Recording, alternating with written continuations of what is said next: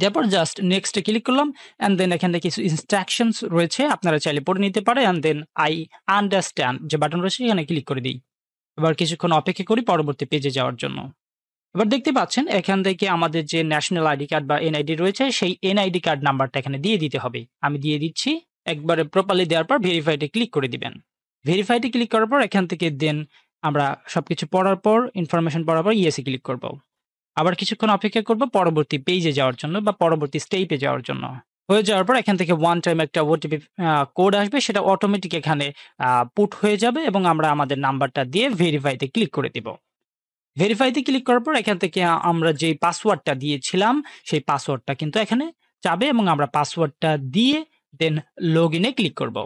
দেন এখান থেকে আমরা জেনারেল দিচ্ছি অ্যান্ড দেন এখান থেকে আমরা আবার নেক্সট এ ক্লিক করব। এনআইডি কার্ডের ফ্রন্ট পার্ট এবং ব্যাক সাইডের যে পার্টটা রয়েছে সেটা